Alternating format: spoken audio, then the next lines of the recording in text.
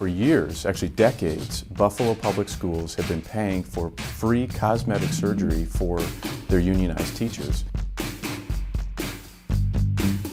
Hi, I'm Nick Gillespie with Reason TV, and today we're talking with Kyle Olson. He's the founder of the Education Action Group, which looks at school spending in conjunction with budget problems and actually school district outcomes. Kyle, thanks for talking to us. Thanks for having me. You know, what's the one-sentence mission of EAG? EAG is looking to expose school spending, where the dollars are going, what's being taught in the classroom, and what unions are doing, the role that unions are playing in public schools. It's been around for about 8 years. What prompted you to start it? I was seeing what was going on in Michigan schools and how unions were picketing and threatening to strike, and they were fighting about health insurance and spending and all of those sorts of things. And so I came to the conclusion that the students were not at the center of the equation. And so I started EAG as a way to kind of expose that and bring attention to it. I think you're right that students are rarely seem to be at the center of school equations or discussions. So who are the other bad actors in that? School boards a lot of times,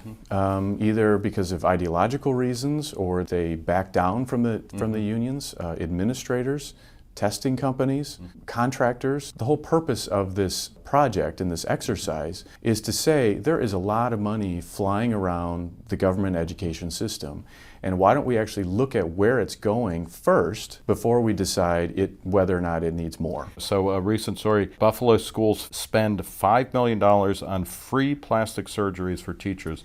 What's going on there? This is probably one of the worst examples of school spending in the country. So for years, actually decades, Buffalo Public Schools have been paying for free cosmetic surgery for their unionized teachers.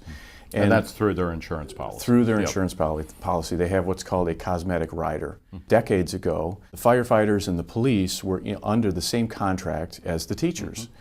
And I think a strong argument can be made if you're in the line of duty, a police officer or a firefighter, and you are harmed in the line of duty, you should have a cosmetic procedure that's covered.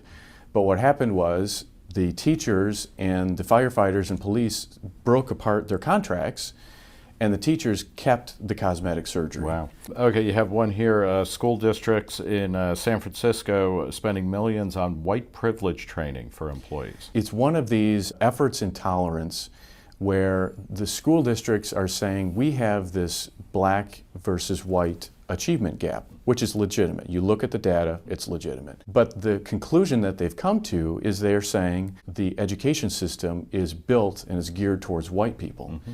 And the black students can't relate to the white teacher, and so we have to do this training for the teachers so they embrace their white privilege and they come to understand it, and that's what will fix things.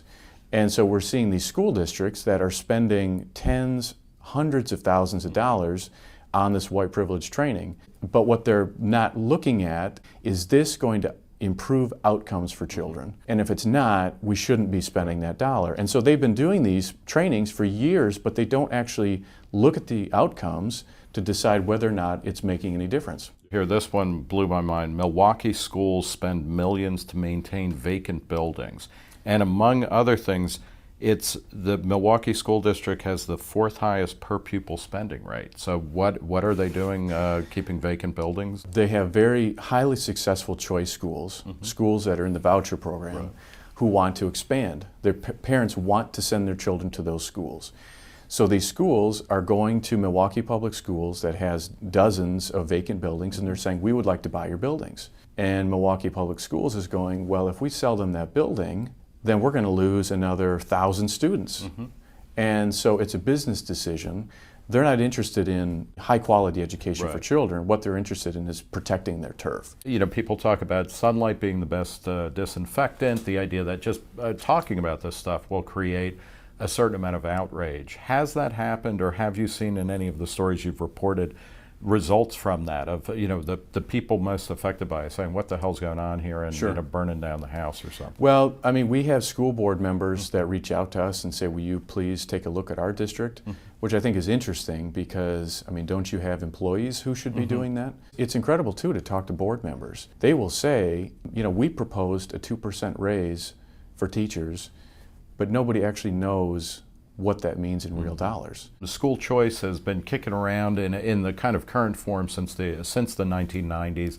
It's growing in leaps and bounds when you look at voucher programs, when you look at charter schools, when you look at online education. When will we reach a tipping point where it is just what do we do best for individual kids? I think we're getting close to that. I mean, when you look at what happened in Nevada and in Wisconsin and Indiana and states across the country that are moving either towards an ESA or a voucher program, whatever the policy is, it's getting power back to the parents.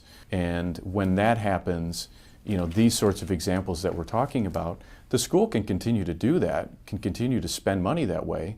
But at that point, the parent, when they're armed with that knowledge, they can decide whether or not they want their child to go to that school or to go to a different school that has different priorities. Well, we'll leave it there. We've been talking with Kyle Olson. He's the head and founder of the Education Action Group, which is online at eagnews.org.